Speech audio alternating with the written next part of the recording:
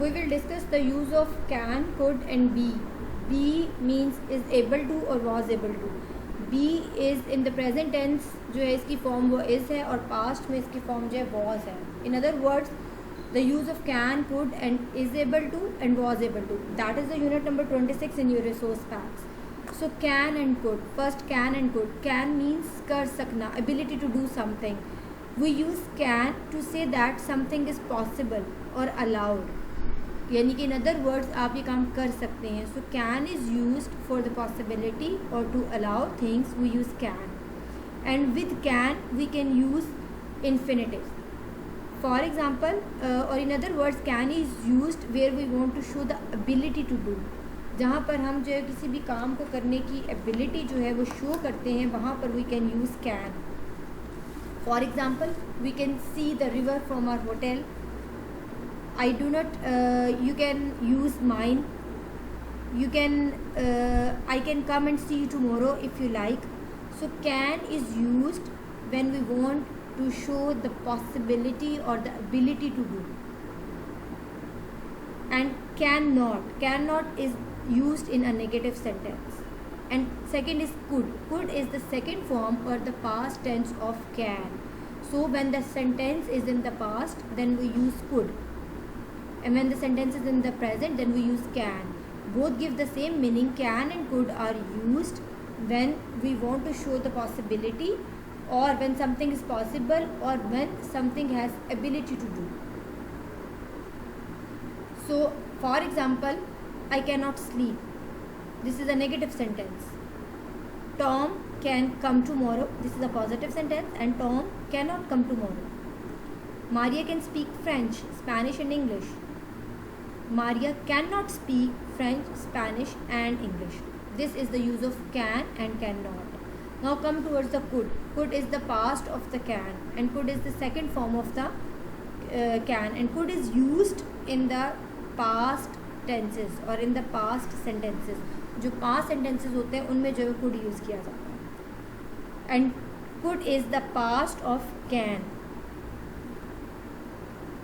So could and similarly is and can and could के साथ जो है हमने डिस्कस करना है is able to and was able to. अब what is the difference between is able to and was able to and can and could. Can, if I compare can with is able to, तो can जो है वहाँ पर use होता है जहाँ पर देर इज़ एबिलिटी और there is a possibility to do, यानी कि कर सकते हैं. और is able to is used for the जब हमने ये शो करना होता है कि इज़ एबल टू मीन्स के ये करने के काबिल हैं, you have the ability to do. वहाँ पर आप इज़ एबल टू यूज़ करते हैं. चूँकि कैन प्रेजेंट में है इसलिए प्रेजेंट में इज़ एबल टू यूज़ किया जाता है. सिमिलरली कुड जो है is the past of the can, इसलिए कुड की जगह जो इज़ एबल टू की जगह पास्ट में we use was able to और were able to. If the subject is singular, he, she, it or any singular subject, then we use was able to, and if the subject is the plural then we use were able to. So that is the difference between could and was able to. We use could for general ability, but if you want to say that something somebody did something special or specify the thing, then we use was able to or were able to. यानी कि अगर आप could और was able to और were able to को compare करें तो could वहाँ पर यूज़ किया जाएगा जो कि सेकंड फॉर्म है और पास्ट है कैन का, वो यहाँ पर यूज़ किया जाएगा when we want to show the general ability, जब हम जर्नल एबिलिटी की बात कर रहे हैं. लेकिन जब हम किसी चीज़ को स्पेसिफाई कर रहे हैं, if you want to say that somebody did something in specific situation, then you will use was able to. With the examples और with the exercise it will be more clear to you. It's the unit number 26 and I have exercise related to it. अब यहाँ पर एक first exercise है 26.1. इसके मैं 2 से 3 sentences जो है वो भी आपके साथ डिस्कस करूँगी. उसके बाद ये सेंटेंसेस, इसकी स्टेटमेंट कह रही है कि complete the sentences using can और be able to. Be able to means that you need to be able. उन्होंने आपको ये दिया कि आपने सेंटेंस को पढ़ के रीड करना है कि वहाँ पर असेस करना है कि वहाँ पर you will use is able to, been able to, क्या लगाएंगे. ठीक है जी. आप For example, I have not been, Ali dash drive, but he does not have a car. So, Ali can drive, but he doesn't have a car. Ali drive कर सकता है, ability to do, but he does not have a car, उसके पास car नहीं है. I use to dash to stand on my head but I can not do it any more. I use to be able to stand on my head but I cannot do it anymore. I cannot stand Mark. I have never dash understand him. अब I have, अगर आपको याद हो present perfect tense में have been लगाया था आपने, sorry have been के साथ, सॉरी हैज़ और have के साथ प्रेजेंट परफेक्ट में थर्ड फॉर्म ऑफ वर्ब लगती है, लेकिन यहाँ पर हैज़ बीन और हैव बीन पैसिव के जुमले में यूज़ किया जाता है. प्रेजेंट परफेक्ट के पैसिव वाइज में वो use have been and has been.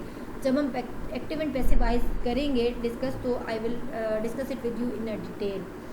अभी यहाँ पर आप हैव के साथ और हैज़ के साथ बीन जो है, अगर sentence I have, it means you will here use been. I have never been able to understand him. I can not see you on Friday but I dash meet you on Saturday morning. But I can meet you on Saturday morning. So this is the use of can and able, be able to or been able to. Now the next exercise says you that you need to complete, which is 26.3, complete the sentences with can, cannot, could and could not. और उसके साथ आपने following verb, आपको एक word bank दिया हुआ है, उसमें जो वर्ब दिए हुए आपने वो लगाना है. यानी कि आपने या तो कैन लगाना है या कैन नॉट लगाना है. If the sentence is negative then obviously you will use can not. If the sentence is in the past then you will use either could और ईदर कुड नॉट. अब अगर जुमला जो है पास्ट में है लेकिन वो नेगेटिव है then you will use could not. So let's discuss it. When Dan was 16 he dash 100 meters in 11 seconds. जी, डेन वॉज, अब वॉज पास्ट की बात हो रही है तो इट मीन्स यहाँ पे कुड आएगा. He could run 100 meters in 11 seconds. Are you in a hurry? No I have got plenty of time. I dash, वो कहता है क्या तुम जल्दी में हो? No I have got plenty of time, मेरे पास बहुत ज़्यादा वक्त है. I dash, but you will use here, अब प्रेजेंट की बात हो रही है, so you will use can. अब यू कैन नॉट इसलिए यूज़ नहीं करेंगे कि जुमला नेगेटिव सेंस कन्वे नहीं कर रहा, so you will use I can wait for you, I can wait you. I was feeling sick yesterday. I dash anything. I was feeling sick yesterday, अब yesterday की बात हो रही है, it means past, it means you will use could और could not. So I was feeling sick yesterday, I dash anything. अब यहाँ पर जो है जुमला ये कह रहा है कि आई वॉज फीलिंग सिक यस्टरडे. एक तो पहली बात ये कि जुमला पास्ट में, इसलिए you will use either could और कुड नॉट. अब आपको ये कैसे पता चलेगा कि आपने कुड लगाना है या कुड नॉट? अब देखिए, आई वॉज फीलिंग सिक यस्टरडे, मैं यस्टरडे जो है वो बीमार था, सो मैं कुछ भी नहीं कर सका. I could not do anything. I could not do anything. And the next is can you speak a little louder. I dash you very well. Can you speak a little louder, क्या आप इससे थोड़ा ऊंची बोल सकते हैं? अब ये कैन प्रेजेंट में है, अब वो कह रहा है कि क्या आप इससे थोड़ा ऊंची बोल सकते हैं? I could not here you very well, क्योंकि मैं आपको नहीं सुन सका. ये आई कैन नॉट, सॉरी आप यहाँ पे कैन नॉट भी लगा सकते हैं. आई can not here you very well, यहाँ पे क्योंकि प्रेजेंट में है तो यहाँ पर सेकेंड पार्ट भी प्रेजेंट में आएगा. सिमिलरली अब देखिए लास्ट इसमें 26.5 है, जिसमें आपने you need to complete the sentences using could, could not और मैनेज्ड टू. मैनेज टू का क्या मतलब होता है? कुड जो है ऑब्वियसली आप पास्ट टेंस में लगाएंगे, कुड नॉट अगर जुमला नेगेटिव होगा तब लगाएंगे, और मैनेज्ड टू का मतलब होता है वह वहाँ पर लगाएंगे जब वॉज एबल टू डू, जब आप किसी स्पेसिफिक सिचुएशन में कोई काम करने के काबिल हैं. आप उसको मैनेज्ड टू कह लें, वॉज एबल टू या वर एबल टू कह लें, समहाउ ये एक ही बात है. For example, Laura had hurt her leg and dash walk very well and could not walk very well. Second sentence is I ran my first marathon recently. It was very hard but I dash finish. अब यहाँ पे I could finish तो नहीं हो सकता ना, अब I managed to finish, लेकिन मैं किसी तरह काबिल हो सका. अब स्पेसिफिक सिचुएशन की बात हो रही है टू फिनिश, इसको ख़त्म करने के. Similarly, the next sentence is I wanted to buy some tomatoes. The first shop I went to did not have any, but I dash get some in next shop. वो कह रहा है I wanted to buy some tomatoes. मैं कुछ टमाटर खरीदना चाहता था, मैं जब पहली दुकान पे गया तो वो बंद थी, बट लेकिन जो है वो कहता है कि I dash to get some, मुझे कुछ मिल गए अगली दुकान से, but I managed to get some.